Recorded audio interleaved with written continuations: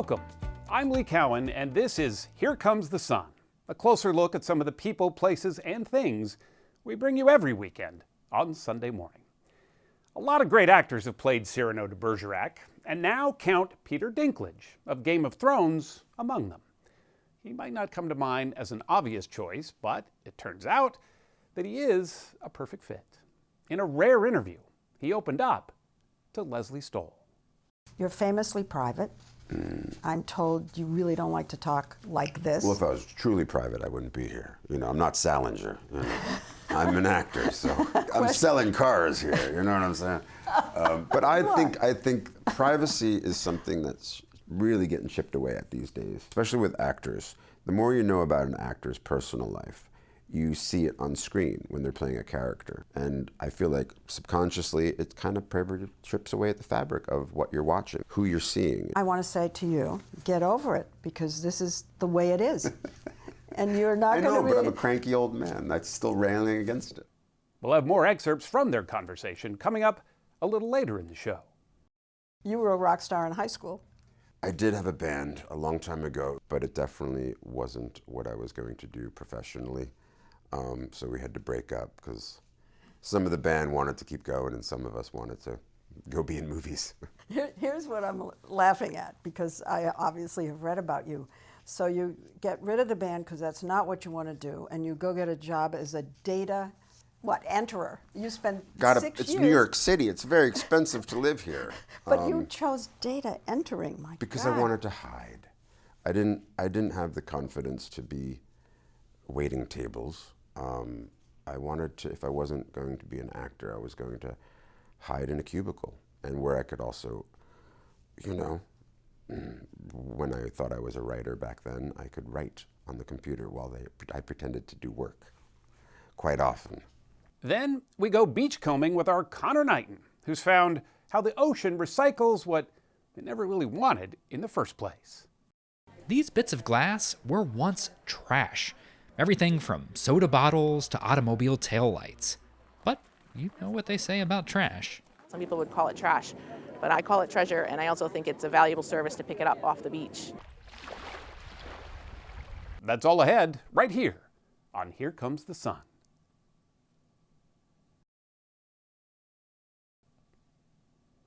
For all the instant recognition that actor Peter Dinklage usually gets, especially after Game of Thrones, in person, he's soft-spoken and fiercely private. Leslie Stahl looks at the twin realities of the very singular Peter Dinklage. Hello, Leslie. Hi. Full disclosure, I've wanted to interview Peter Dinklage for years, but he's a hard man to get in the chair. You're famously private. I'm told you really don't like to talk like this. Well, if I was truly private, I wouldn't be here. I'm not Salinger. I'm an actor, so I'm selling cars here. You know what I'm saying? But I think privacy is something that's really getting chipped away at these days, especially with actors. The more you know about an actor's personal life, you see it on screen when they're playing a character. And I feel like subconsciously, it kind of chips away at the fabric of what you're watching, who you're seeing. I want to say to you, get over it, because this is the way it is. And you're not going to I know, but I'm a cranky old man that's still railing against it. Pleasure to meet you, Cyrano de Bergerac. The vehicle this charmingly cranky 52-year-old is selling is Cyrano. Cyrano? Cyrano. A new movie based on an old play. Cyrano de Bergerac was written by Edmond Rostand in 1897. It's the tale of a man ashamed of his appearance. You don't think she has the depth to look beyond your unique physique? Not bad. Thank you. To love you for who you are, not for how you look. Who helps another man. With women, my whole life I've been useless, silent. What's the word for when you're bad at expressing yourself? Inarticulate. That's it. So Cyrano ghostwrites love letters to woo Roxanne, the woman both men love. The character, who's traditionally bedecked with a large and repellent nose, has been played by everyone, from Jose Ferrer, who won an Oscar for his portrayal, to Steve Martin, who didn't. Yes, what you've heard is true. I am not a rumor. I'm living proof that God has a sixth sense of humor. What made you decide to shoot a sequence on a volcano. Well, it seemed to be a good idea at the time. Director Joe Wright almost had a disaster movie on his hands when Mount Etna... It exploded while you were there. Yeah, that was unforeseen. It was bad luck, really. On the last day, the volcano erupted and literally spitting, lava at us. Oh, my God. As we ran down the hill. Literally ran for your life. Yeah, pretty much, yeah. That was the cliffhanger finale of the film shoot in Sicily, but our story really began calmly in Connecticut at the Goodspeed Theater 3 years ago. Was Peter still working on Game of Thrones at the time? He wrapped Game of Thrones, and 2 days later, he started rehearsal for Cyrano. Erica Schmidt, an award-winning dramatist, is Peter Dinklage's wife. I am a poet. My words are wasted now. They need to be spoken aloud. She wrote and directed the stage adaptation of Cyrano. I love the character of Cyrano. I love how uncompromising he is, that he is unwilling to be bought. I don't think he would post much on Instagram or Twitter. You know, he really is his own person. And yet he's insecure. Yes. Erica told us, your wife, that you begged her for the part.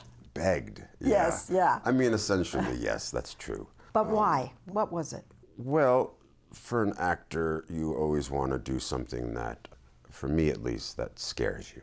I know that sounds very valiant of me, but it's true. I just never had sung since I was a kid. I can't tell you how long Joe Wright came to see the play. His girlfriend, Haley Bennett, starred as Roxanne on the stage, as well as in the movie. He asked Erica Schmidt to write the screenplay. So there were scenes in the movie that are almost directly from the play. Yes. And then other things he needed to change. Yeah, I mean, the last act is almost word for word. What did you ask her to add? She had cut all reference to the nose and made no reference to Pete's height. And I felt that it was important to make some reference to how others might perceive Cyrano. So at the very beginning... Someone calls him a freak. You're a freak. The insult is antique, but I accept it. And so we understand Freak. what the deal is, and then we can get past it. Is that it? Your wife, she said she didn't write the play with you in mind. No. But I wonder if she did subliminally, because it fits you so perfectly. It's the glove. Perhaps she did subliminally. I think with the stage version, I'd like to think that it allows it to then speak more universally and not just specifically to someone my size or somebody who is differently abled, that we all have that sort of insecurity when it comes to the person we are. In the movie, you forget it. Well, that's my gig, is to sort of, it is But who even I though am. it's said But let's get explicit. beyond it, and that's not all who I am. I mean, I've read scripts where I say no to these characters that they're trying to get me to play because it's just my height, and it never scratches anything deeper. You had a rule, it is said, that you wouldn't play Santa's elves, and you wouldn't play a leprechaun. They're not real people. They're not real people. No. I mean, if it was a really well-written leprechaun who had complexity and but no. Bron, the next time Samoan speaks, kill him. Game of Thrones. Oh. That was a threat. Because of that. See the difference? You're totally famous. Can you walk down the street without being swarmed? Depends. Depends on the day. Do you hate it? Yes, that I do, because I'm not working. I'm just walking down the street. We lived in Chelsea for a while, and we had a dog, a very big dog, that had to be walked a lot. And this was probably season 3 of Thrones. And he started walking down the street, and all of these people came. I don't know where they were coming from the restaurants, and it was like 30 people, you know, Peter, Tyrion, coming towards him. And I see walking towards me, Leonardo DiCaprio with a baseball cap and sunglasses. And he just walked right by, nobody even blinked. But it was, I mean, he can't hide, Peter. He can't put on his sunglasses and a hat and disappear. What's intriguing is that you have spoken about how you don't want to be stared at, you don't want to be looked at, and then you choose a profession that's all about people staring at you. You know, it's a point. But I own that stare. It's because I've flipped it, maybe, and they're staring at me for a different reason. Well, what about when you were growing up? You've said you had a happy childhood. Oh, here we go. For a moment, I thought this would be the abrupt end of our interview, but... Oh, God. No, I mean, I grew up in town in New Jersey, and we didn't move. I wasn't the new kid. I imagine if someone like me comes into a new school, there's a bit of getting used to it, a social dance there, but I grew up in the same town, so it was just what it was. Are you as balanced as you come off? No. I'm a mess. You're giving me a little bit of acting thing. You think I'm acting now? A little bit. No, really? Oh, look, then turn off the cameras. Then I won't act anymore. No, this is me. I'm balanced.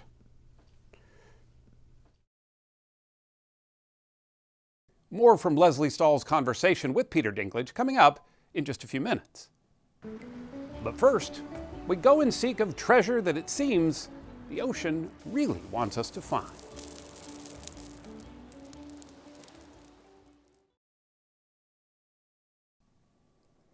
We've all heard of messages in a bottle, but most of us have rarely found one washed ashore. And yet the ocean still has messages for us if you look close enough, which is just what our Connor Knighton has done.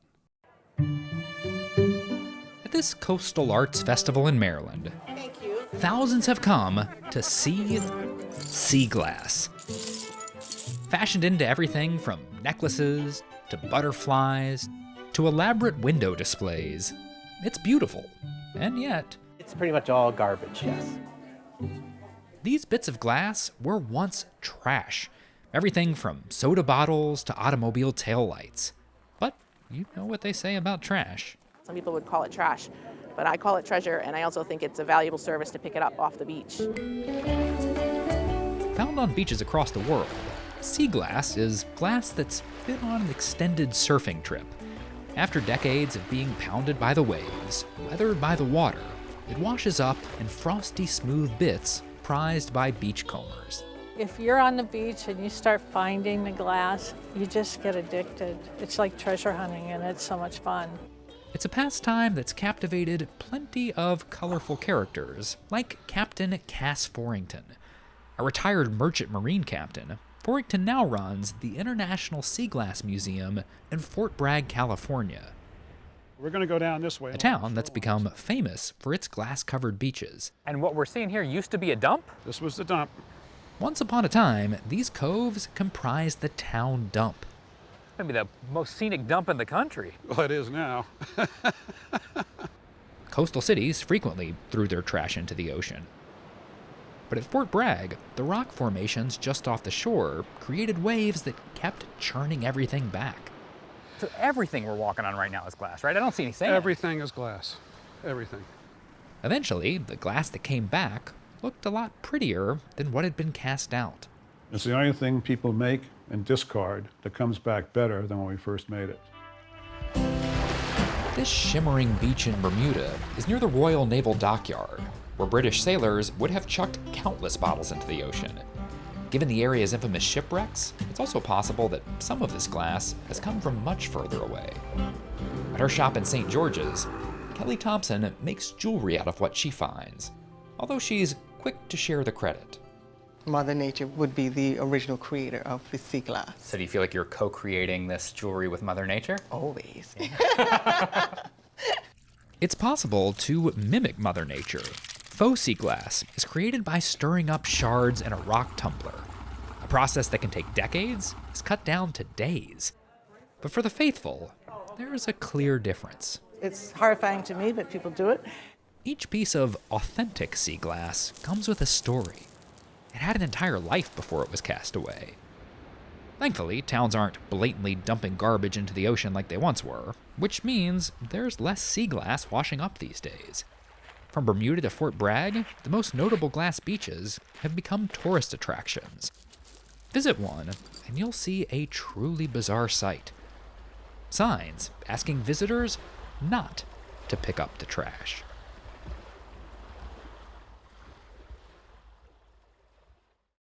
Was it love at first sight? Does that exist? After the break, more from Leslie Stahl's visit with actor Peter Dinklage. No. Stay with us. No. It's a sexual thing. Yeah, it's... Welcome back. As promised, here's more from actor Peter Dinklage. You were a rock star in high school. I did have a band a long time ago. It was after high school. It was after college. It was in New York in the 90s. We played CBGBs. It was a lot of fun, but it definitely wasn't what I was going to do professionally. So we had to break up because some of the band wanted to keep going and some of us wanted to go be in movies. Here's what I'm laughing at, because I obviously have read about you. So you get rid of the band because that's not what you want to do, and you go get a job as a data, enterer. You spend 6 years. It's New York City. It's very expensive to live here. But you chose data entering, my because God. I wanted to hide. I didn't have the confidence to be waiting tables. I wanted to, if I wasn't going to be an actor, I was going to hide in a cubicle, and where I could also, when I thought I was a writer back then, I could write on the computer while I pretended to do work quite often. Why acting?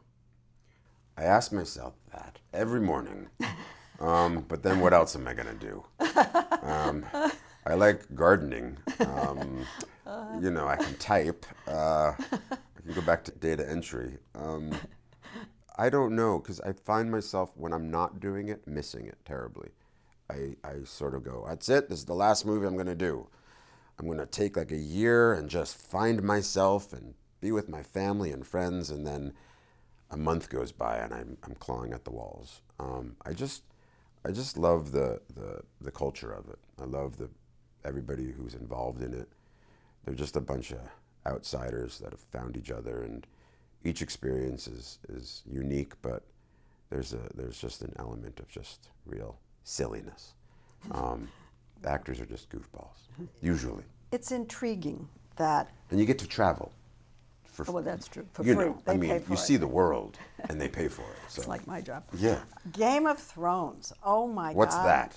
What is that? That's done and dusted. Well, I would 10 years of my life. Oh, for you it's dusted, but not for people who haven't seen it yet. Right. Wow. Right. Tyrion. So you read the books? I didn't.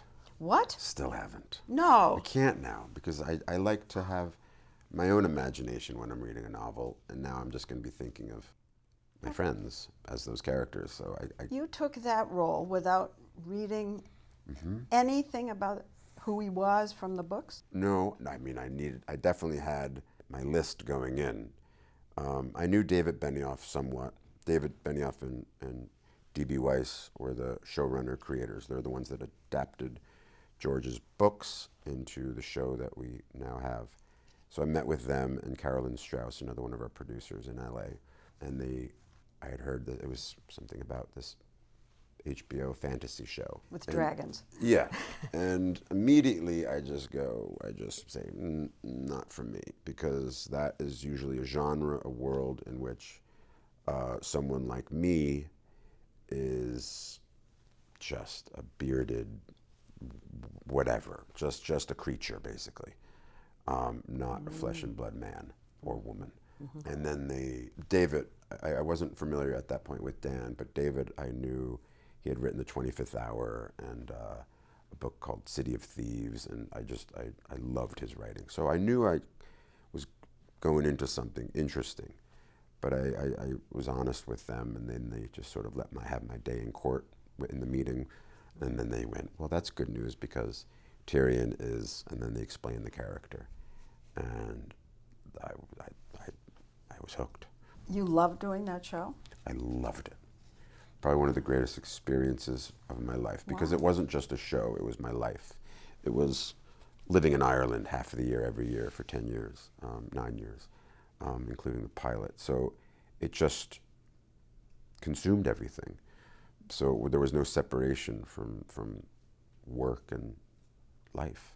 Are you a method actor? Do you get into the part and stay in the part as long as the movie's being made?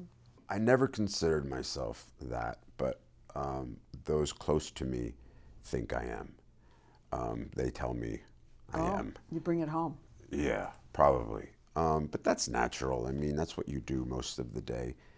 You do that and sleep, really. So it's natural to sort of let it bleed over, especially if it's a really great part that you're really committed to. But, I think when you're a parent, you can't really get away with it as much, perhaps, than when you're younger and don't have children. You can't really be too method in the face of taking care of kids. Yeah, how can you bring that if home? you're playing some serial killer, Daddy, maybe you you're should. Cyrano. What? Yeah, I know. No. So that gets a little complicated. Are you the busiest actor on the planet? This year was a little busy. It's time to take a little time off. Yeah. Well, don't let the fame drift away. No. So you can keep getting these great parts. Yeah, we'll see. And you have a production, your own production? Yeah, Estuary. Me and my producing partner, David Ginsburg. It's about 10 years old now. Oh, my. So we've done a handful of smaller films. That's good for you to have your own. No, that's what I'm interested in. It's sort of, and you can sort of step away from the acting part of it and produce. And I love, actors come in so late in the game with movie making. I mean, it takes years for movies to get made, and actors come in the very end of the process. So I like just getting smart people together, creative people, and getting it done from the beginning, being there from day one. Helping create the characters. Yeah, and getting the right people in the room together, because that's the real, that's the tricky part, you know. And the fun part. And the fun part, for sure. Yeah. So when you met Erica, was it love at first sight? Does that exist? Yes. It does? Really? Yes. Is that love, though? No. No. It's sexual thing. Yeah, it's Man. chemistry, something in the air. Yeah. But love comes later, I think. I think that's a very beautiful idea, if it keeps going, if you can carry through with it. But I think love comes later. But you were attracted. Yeah. Right away. Sure, of course. Of course. I'm Lee Cowan. Thanks for joining us. We'll see you right here next time on Here Comes the Sun.